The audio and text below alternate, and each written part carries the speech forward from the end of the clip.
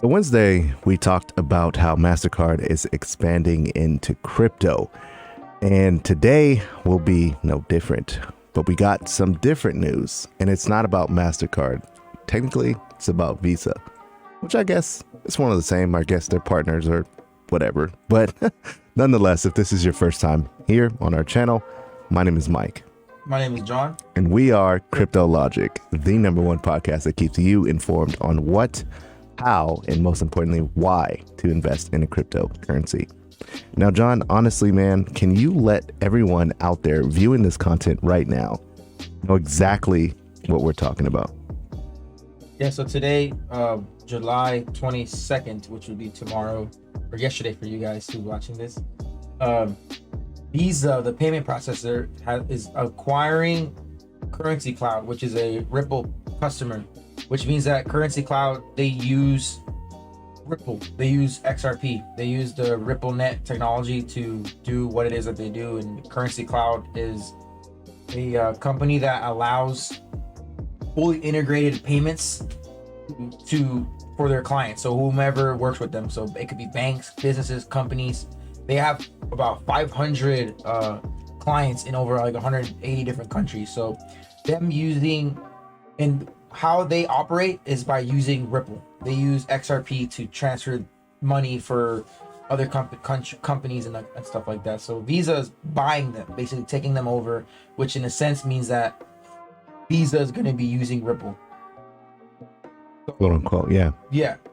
So then the news that we broke on Wednesday was that Mastercard was partnering with Circle.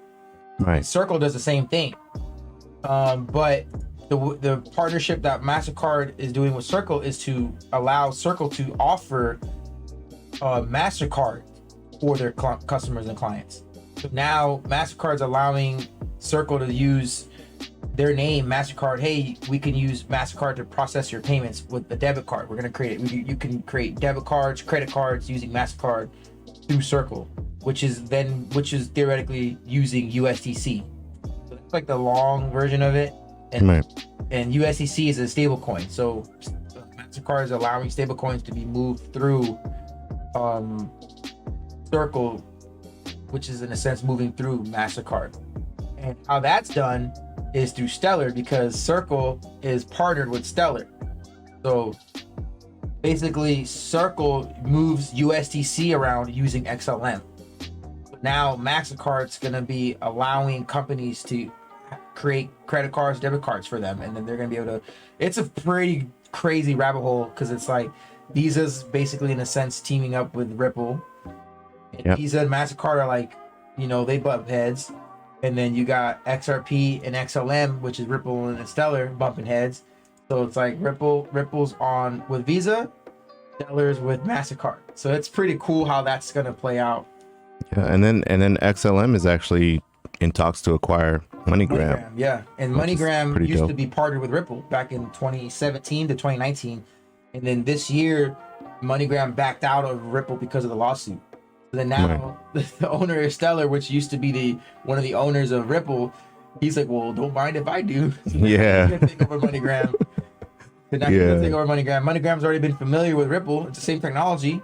Right. And now MoneyGram's gonna take over Ripple. And then Western Union and Ripple were testing things out. They were gonna partner, but then Western Union's is basically being stubborn, saying like, oh well, we can do it. We could figure out our own way. Just basically they're being Blockbuster. So, yeah, but y'all know what happened to Blockbuster. Yeah, they didn't want to partner with Netflix. Netflix offered to partner with them, but because they already had Netflix didn't want to kind of in a sense go from ground zero, because Blockbuster already had clients. Like, I remember my family, they had like a Blockbuster account. We used to rent little VHS tapes. Yeah, I remember. So they already had a database of people, but since Netflix and Blockbuster didn't want to, so Netflix had to build its community from ground up. Right. But yeah, that to go back to where we are, it's like XLM and XRP. The race is on. Who's going to be the dominant cross-border payments platform? Just like Apple and Android. We'll Xbox see. And PlayStation. Who's gonna be on top? Though. I mean, it's just both. It's preference at the end of the day. Yeah. You know what I'm saying? Like me personally, I like Visa, but I do like Mastercard as well, because I like the Apple Card, and that's Mastercard. So This just depends. But we want to know what you guys think.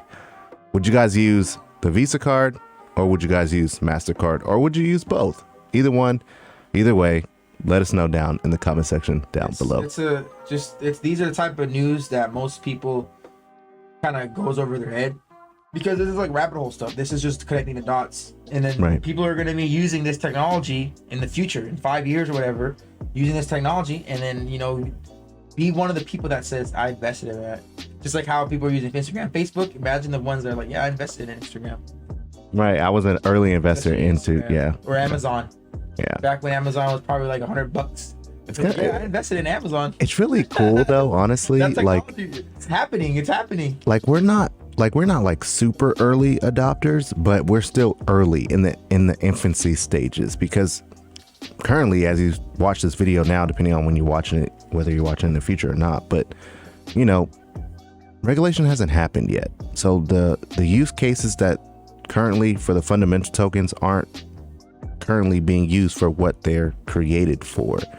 But once they actually do start to become useful for what they were created for, to know that you invested in that company way back when, has to feel good. It's going to be life-changing money if you right.